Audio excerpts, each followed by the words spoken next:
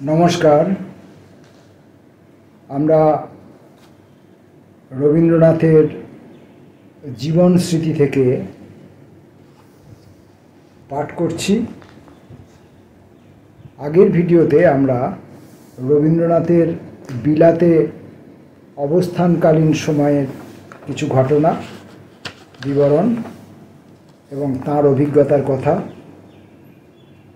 আমরা আংশিকভাবে পড়েছি। সেখানে তিনি ডাক্তার স্কট নামে এক ভদ্রলোকের গৃহস্থের মধ্যে তিনি আশ্রয় পান, সেখানে থাকার ব্যবস্থা হয় এবং সেই পরিবারে থাকার সময় সেখানে একটা আত্মীয়তার সম্পর্ক, একটা ব্যবহার তিনি পেয়েছিলেন যা তিনি চিরকাল মনে রেখেছেন। এবং মিসেস স্কট সম্পর্কে তিনি বলতে গিয়ে যেটা বলেছেন যে আমাদের একটা ধারণা ছিল যে আমাদের দেশের মহিলারা মানে মহিলাদের যে সমস্ত গুণাবলী, বিশেষত স্ত্রী হিসাবে স্বামীদের উপর তাদের যে ব্যবহার, তা শুধুমাত্র আমাদের দেশেই দেখা যায়, ইউরোপীয় দেশে এমনটা দেখা যায় না, এরকম একটা আমাদের দেশের লোকেদের ধারণা আছে। এবং কবি নিজেরও এই ধরনের একটা ধারণা ছিল, যদিও তিনি তখন কিশোর। তো এই স্কট সাহেবের বাড়িতে থাকা অবস্থায় মিসেস স্কটের ব্যবহার লক্ষ্য করে তিনি দেখেছেন যে তিনি কোনোভাবেই ভারতীয় নারীদের চেয়ে তার প্রেম এবং ভক্তি বা আনুগত্য কিছু কম পরিমাণে ছিল না। স্বামীর জন্য উৎকণ্ঠা, স্বামীর জন্য সেবা শুশ্রূষা ইত্যাদি ইত্যাদি কোনো ব্যাপারেই তারা ভারতীয় নারীদের থেকে পিছিয়ে ছিলেন না বলে তার একটা অভিজ্ঞতা হয়েছিল, সে কথা তিনি বলেছেন। সেটা আমরা আগের ভিডিওতে পাঠ করেছি। আজকে এই বিলাতে অবস্থানকালীন সময়ে বাকি অংশটুকু, যে অভিজ্ঞতাটুকু কবি লিখেছেন, সেই বাকি অভিজ্ঞতাটুকু আমরা এখন পড়ব। কয়েক মাস এখানে কাটিয়া গেল। মেজ দাদা দেশে ফিরিবার সময় উপস্থিত হইল। পিতা লিখিয়া পাঠাইলেন আমাকেও তাহাদের সঙ্গে ফিরিতে হইবে। সে প্রস্তাবে আমি খুশি হইয়া উঠিলাম। দেশের আলোক, দেশের আকাশ আমাকে ভিতরে ভিতরে ডাক দিতেছিল। বিদায় গ্রহণকালে মিসেস স্কট আমার দুই হাত ধরিয়া কাঁদিয়া কহিলেন, এমন করিয়াই যদি চলিয়া যাইবে, তবে এত অল্প দিনের জন্য তুমি কেন এখানে আসিলে? লন্ডনে এই গৃহটি এখন আর নাই। এই ডাক্তার পরিবারের কেহ বা পরলোকে, কেহ বা ইহলোকে কে কোথায় চলিয়া গিয়াছেন তার কোনো সংবাদই জানি না, কিন্তু সেই গৃহটি আমার মনের মধ্যে চির প্রতিষ্ঠিত হইয়া আছে। একবার শীতের সময় আমি টনব্রিজ ওয়েলস শহরের রাস্তা দিয়া যাইবার সময় দেখিলাম একজন লোক রাস্তার ধারে দাঁড়াইয়া আছে। তার ছেঁড়া জুতার ভিতর দিয়া পা দেখা যাইতেছে, পায়ে মোজা নাই, বুকের খানিকটা খোলা। ভিক্ষা করা নিষিদ্ধ বলিয়া সে আমাকে কোনো কথা বলিল না, কেবল মুহূর্তকালের জন্য আমার মুখের দিকে তাকাইল। আমি তাহাকে যে মুদ্রা দিলাম তাহা তাহার পক্ষে প্রত্যাশার অতীত ছিল। আমি কিছু দূর চলিয়া আসিলে সে তাড়াতাড়ি ছুটিয়া আসিয়া কহিল, মহাশয়, আপনি আমাকে ভ্রম কমে একটি স্বর্ণ মুদ্রা দিয়াছেন বলিয়া সেই মুদ্রাটি আমাকে ফিরাইয়া দিতে উদ্যত হইল। এই ঘটনাটি হয়তো আমার মনে থাকিত না, কিন্তু ইহার অনুরূপ আরেকটি ঘটনা ঘটিয়াছিল। বোধ করি টর্কি স্টেশনে প্রথম যখন পৌঁছিলাম, একজন মুটে আমার মোট লইয়া ঠিকা গাড়িতে তুলিয়া দিল। টাকার থলি খুলিয়া পেনি জাতীয় কিছু পাইলাম না। একটি অর্ধেক ক্রাউন ছিল, সেইটি তাহার হাতে দিয়া গাড়ি ছাড়িয়া দিলাম। কিছুক্ষণ পরে দেখি সেই মুটে গাড়ির পিছনে ছুটিতে ছুটিতে গাড়োয়ানকে গাড়ি থামাইতে বলিতেছে। আমি মনে ভাবিলাম সে আমাকে নির্বোধ বিদোষী ঠাউরাইয়া আরও কিছু দাবি করিতে আসিতেছে। গাড়ি থামিলে সে আমাকে বলিল, আপনি বোধ করি পেনি মনে করিয়া আমাকে অর্ধ ক্রাউন দিয়াছেন। যতদিন ইংল্যান্ডে ছিলাম কেউ আমাকে বঞ্চনা করে নাই তাহা বলিতে পারি না, কিন্তু তাহা মনে করিয়া রাখিবার বিষয় নহে এবং তাহাকে বড় করিয়া দেখিলে অবিচার করা হইবে। আমার মনে এই কথাটা খুব লাগিয়াছে যে যাহারা নিজে বিশ্বাস নষ্ট করে না তাহারাই অন্যকে বিশ্বাস করে। আমরা সম্পূর্ণ বিদেশি অপরিচিত, যখন খুশি ফাঁকি দিয়া দৌড় মারিতে পারি, তবু সেখানে দোকানে বাজারে কেহ আমাদিগকে কিছু সন্দেহ করে নাই। যতদিন বিলাতে ছিলাম শুরু হইতে শেষ পর্যন্ত একটি প্রহসন আমার প্রবাসবাসের সঙ্গে জড়িত হইয়াছিল। ভারতবর্ষের একজন উচ্চ ইংরেজ কর্মচারীর বিধবা স্ত্রীর সহিত আমার আলাপ হইয়াছিল। তিনি স্নেহ করিয়া আমাকে রুবি বলিয়া ডাকিতেন। তাহার স্বামীর মৃত্যু উপলক্ষে তাহার ভারতবর্ষীয় এক বন্ধু ইংরেজিতে একটি বিলাপ গান রচনা করিয়াছিলেন। তাহার ভাষা নৈপুণ্য ও কবিত্ব শক্তি সম্পর্কে অধিক বাক্য ব্যয় করিতে ইচ্ছা করি না। আমার দুর্ভাগ্যক্রমে সেই কবিতাটি বেহাগ রাগিণীতে গাইতে হইবে এমন একটি উল্লেখ ছিল। আমাকে একদিন তিনি ধরিলেন, এই গানটি তুমি বেহাগ রাগিণীতে গাইয়া আমাকে শোনাও। আমিও নিতান্ত ভালো মানুষই করিয়া তাহার কথাটা রক্ষা করিলাম। এই অদ্ভুত কবিতার সঙ্গে বেহাগ সুরের সম্মিলনটা যে কিরূপ হাস্যকর হইয়াছিল তাহা আমি ছাড়া বুঝিবার দ্বিতীয় কোনো লোক সেখানে উপস্থিত ছিল না। মহিলাটি ভারতবর্ষীয় সুরে তাহার স্বামীর শোকগাথা শুনিয়া খুব খুশি হইলেন। আমি মনে করিলাম এইখানি পালা শেষ হইল, কিন্তু হইল না। সেই বিধবা রমণীর সঙ্গে নিমন্ত্রণ সভায় প্রায়ই আমার দেখা হইত। আহারান্তে বৈঠকখানা ঘরে যখন নিমন্ত্রিত স্ত্রী পুরুষ সকলে একত্রে সমবেত হইতেন, তখন তিনি আমাকে সেই বেহাগ গান করিবার জন্য অনুরোধ করিতেন। অন্য সকলে ভাবিতেন ভারতবর্ষীয় সঙ্গীতের একটা বুঝি আশ্চর্য নমুনা শুনিতে পাইবেন। তাহারা সকলে মিলিয়া সানুনয় অনুরোধে যোগ দিতেন। মহিলাটির পকেট হইতে সেই ছাপানো কাগজখানি বাহির হইত, আমার কর্ণমূল রক্তিম আভা ধারণ করিত। নত শিরে লজ্জিত কণ্ঠে গান ধরিতাম। স্পষ্টতই বুঝিতে পারিতাম এই শোকগাথার ফল আমার পক্ষে ছাড়া আর কাহারও পক্ষে যথেষ্ট শোচনীয় হইত না। গানের শেষে চাপা হাসির মধ্য হইতে শুনিতে পাইতাম, thank you very much, how interesting. তখন শীতের মধ্যেও আমার শরীর ঘর্মাক্ত হইবার উপক্রম করিত। এই ভদ্রলোকের মৃত্যু আমার পক্ষে যে এত বড় একটা দুর্ঘটনা হইয়া উঠিবে তাহা আমার জন্মকালে বা তাহার মৃত্যুকালে কে মনে করিতে পারিত?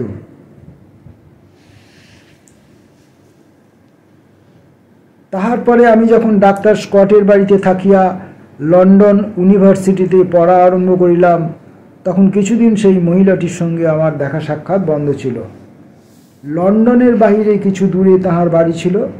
সেই বাড়িতে যাইবার জন্য তিনি প্রায় আমাকে অনুরোধ করিয়া চিঠি লিখিতেন। আমি শোকগাথার ভয়ে কোনো মতেই রাজি হইতাম না। অবশেষে একদিন তাহার সানুনয় একটি টেলিগ্রাম পাইলাম। টেলিগ্রাম যখন পাইলাম তখন কলেজে যাইতেছি। এদিকে তখন কলিকাতায় ফিরিবার সময়ও আসন্ন হইয়াছে। মনে করিলাম এখান হইতে চলিয়া যাইবার পূর্বে বিধবার অনুরোধটা পালন করিয়া যাইব। কলেজ হইতে বাড়ি না গিয়া একেবারে স্টেশনে গেলাম। সেদিন বড় দুর্যোগ, খুব শীত, বরফ পড়িতেছে, কুয়াশায় আকাশ আচ্ছন্ন। যেখানে যাইতে হইবে সেই স্টেশনেই এই লাইনের শেষ গম্যস্থান। তাই নিশ্চিন্ত হইয়া বসিলাম। কখন গাড়ি হইতে নামিতে হইবে তাহা সন্ধান লইবার প্রয়োজন বোধ করিলাম না। দেখিলাম স্টেশনগুলি সব ডান দিকে আসিতেছে। তাই ডান দিকের জানালা ঘেঁষিয়া বসিয়া গাড়ির দীপালোকে একটা বই পড়িতে লাগিলাম। সকাল সকাল সন্ধ্যা হইয়া অন্ধকার হইয়া আসিতেছে। বাহিরে কিছু দেখা যাইতেছে না।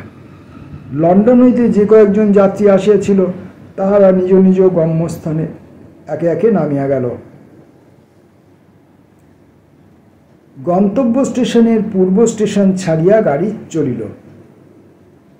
এক জায়গায় একবার গাড়ি থামিল। জানলা হইতে মুখ বাড়াইয়া দেখিলাম সমস্ত অন্ধকার, লোকজন নাই, আলো নাই, প্ল্যাটফর্ম নাই, কিছুই নাই। ভিতরে যাহারা থাকে তাহারাই প্রকৃত তত্ত্ব জানা হইতে বঞ্চিত। রেলগাড়ি কেন যে অস্থানে অসময়ে থামিয়া দাঁড়িয়ে থাকে, রেলের আরোহীদের তাহা বুঝিবার উপায় নাই। অতএব পুনরায় পড়ায় মন দিলাম। কিছুক্ষণ বাদে গাড়ি পিছু হটিতে লাগিল। মনে ঠিক করিলাম রেলগাড়ির চরিত্র বুঝিবার চেষ্টা করা মিথ্যা। কিন্তু যখন দেখিলাম যে স্টেশনটি ছাড়িয়া গিয়েছিলাম সেই স্টেশনে আসিয়া গাড়ি থামিল, তখন উদাসীন থাকা আমার পক্ষে কঠিন হইল। স্টেশনের লোককে জিজ্ঞাসা করিলাম, অমুক স্টেশন কখন পাওয়া যাইবে? সে কহিল, সেইখান হইতেই তো এই গাড়ি এইমাত্র আসিতেছে। ব্যাকুল হইয়া জিজ্ঞাসা করিলাম, কোথায় যাইতেছে? সে কহিল, লন্ডনে। বুঝিলাম এ গাড়ি খেয়া গাড়ি পারাপার করে। ব্যতিব্যস্ত হইয়া হঠাৎ সেইখানে নামিয়া পড়িলাম। জিজ্ঞাসা করিলাম, উত্তরের গাড়ি কখন পাওয়া যাইবে? সে কহিল, আজ রাত্রে নহে। জিজ্ঞাসা করিলাম, কাছাকাছির মধ্যে সরাই কোথাও আছে? সে বলিল, 5 মাইলের মধ্যে ন।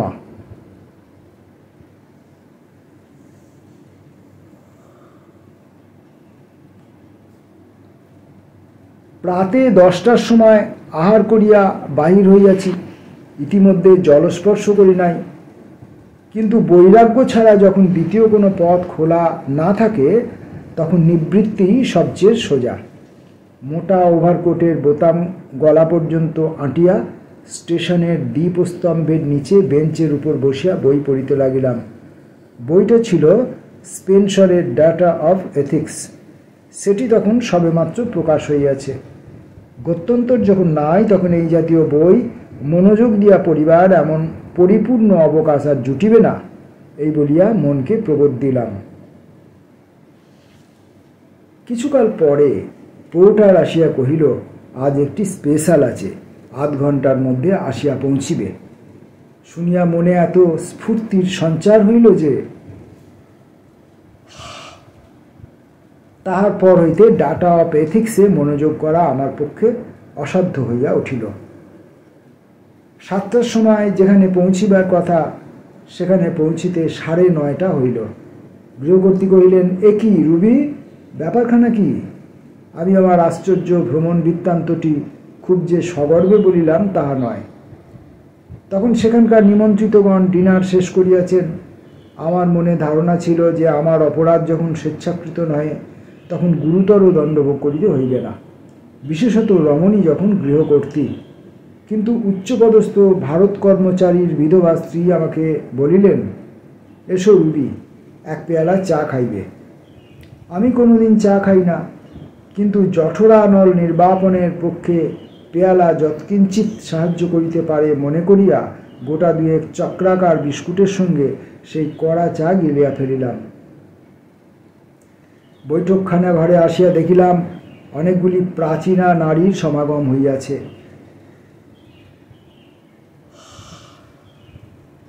তাহাদের মধ্যে একজন সুন্দরী যুবতী ছিলেন। তিনি আমেরিকান এবং তিনি গৃহস্বামিনীর যুবক ভ্রাতুষ্পুত্রের সহিত বিবাহের পূর্বে পূর্বরাগের পালা উদযাপন করিতেছেন। ঘরের গৃহিণী বলিলেন, এবার তবে নৃত্য শুরু করা যাক। আমার নৃত্যের কোনো প্রয়োজন ছিল না এবং শরীর মনের অবস্থাও নৃত্যের অনুকূল ছিল না। কিন্তু অত্যন্ত ভালো মানুষ যাহারা জগতে তাহারা অসাধ্য সাধন করে। সেই কারণে যদিচ এই নৃত্য সভাটি সেই যুবক যুবতীর জন্যই আহুত, তথাপি 10 ঘন্টা উপবাসের পর 2 খণ্ড বিস্কুট খাইয়া 3 কাল উত্তীর্ণ প্রাচীন রমণীদের সঙ্গে নৃত্য করিলাম।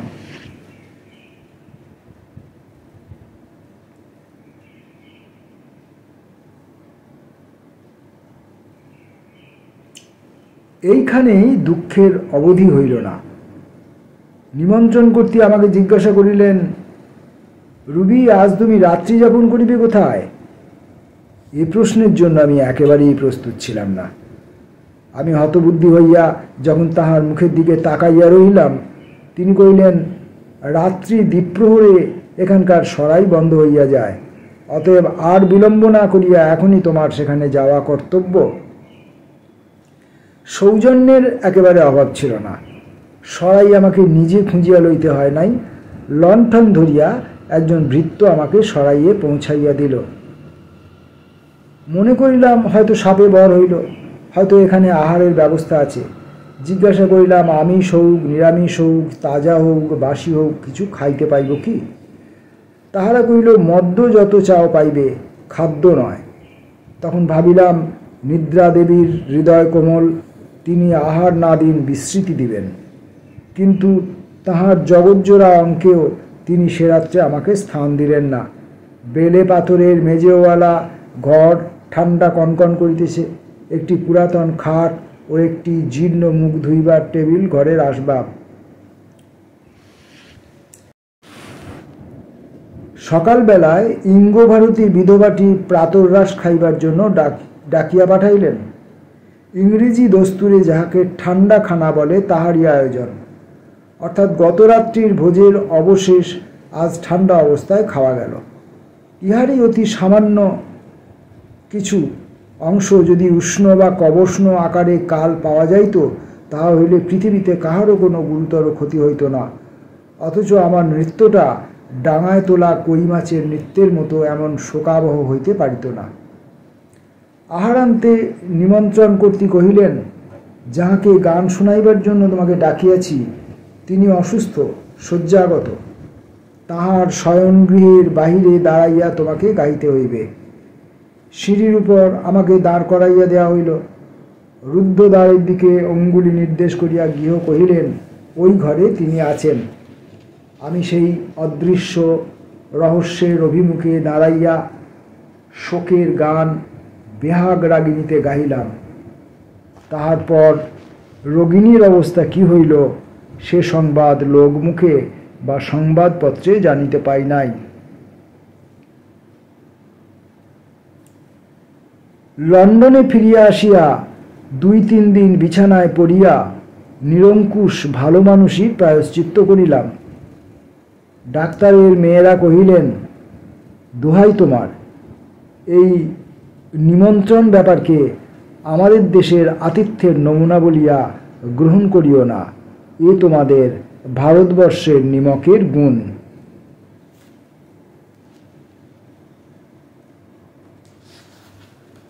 এই ছিল রবীন্দ্রনাথের ছেলেবেলায় বিলাত অবস্থানকালীন সময়ের কিছু অভিজ্ঞতা, কিছু ঘটনার কথা,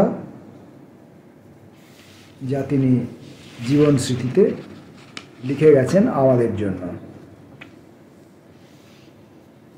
তা আমাদের বিলাত কেন, আমাদের বাংলাদেশ নেপালের মতো বিদেশ ভ্রমণেরও কোনো অভিজ্ঞতা নেই।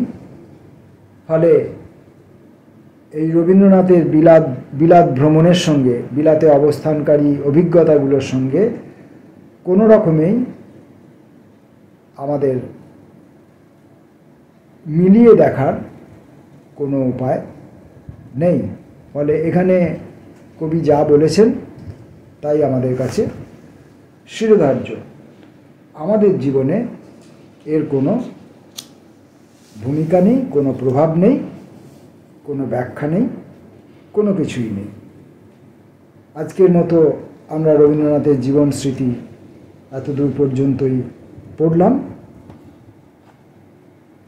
পরবর্তী অন্য আরেকটি ভিডিওতে আসব আবার জীবন স্মৃতি সঙ্গে নিয়ে। ততক্ষণের জন্য নমস্কার।